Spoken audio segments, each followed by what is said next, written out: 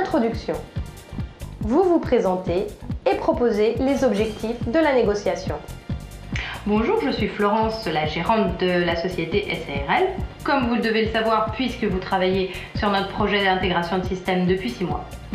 Aujourd'hui, j'ai demandé à vous rencontrer car j'ai de nouvelles fonctionnalités à implémenter qui n'étaient pas prévues au contrat. Consultation. C'est une phase d'écoute active et positive. Vous reformulez. Donc, il y a un nouveau système ressources humaines qui est implémenté et nous voudrions faire une interface entre le système de ressources humaines et le système financier.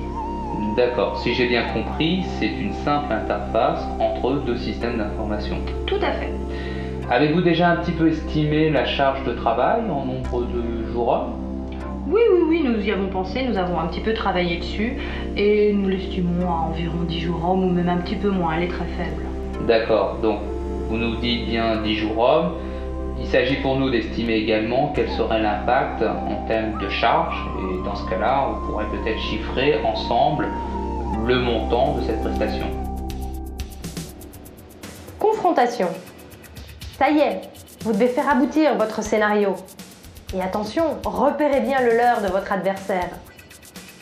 Écoutez, ça fait un petit moment qu'on travaille ensemble sur un projet qui a un budget conséquent. On est content de travailler avec vous et moi je pensais que vous pourriez faire cette interface gratuitement. Vous comprenez qu'on est une petite société, qu'on est par ailleurs fortement sollicité par de nombreux clients et aujourd'hui nous avons un niveau d'activité qui fait qu'on ne peut pas ne pas vous facturer cette prestation. Je vais essayer de formuler ça différemment.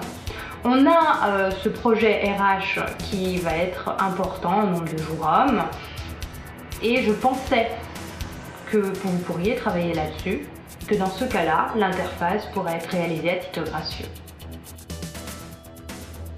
Conciliation. C'est le moment de souligner les concessions réciproques.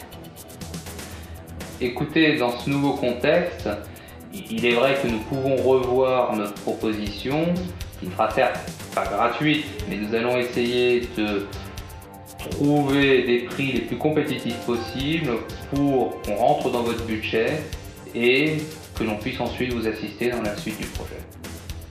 Bon, écoutez, nous allons sûrement trouver un point d'accord là-dessus. Je vous propose de me chiffrer ça sur papier. Et puis nous en rediscuterons lorsque tout ça sera écrit noir sur blanc. Conclusion. Si accord, reformulez point par point. Sinon, dédramatisez afin de préserver une éventuelle reprise des négociations. Je m'engage à vous envoyer une proposition chiffrée avant la fin de la semaine pour l'interface. Ça me va. Et moi, de mon côté, je vous envoie le cahier des charges du projet ressources humaines.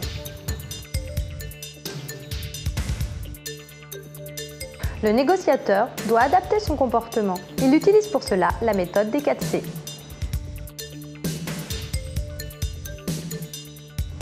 Crédibilité. Le négociateur se place en position d'expert. Il est précis, il se base sur des faits et sur son expérience. Cohérence. Son argumentaire est construit. Il suit une logique et il est hiérarchisé. Consistance. Vous ne devez surtout pas hésiter à utiliser le « je ». Vous parlez avec conviction en jouant sur le ton de votre voix et sur les mots.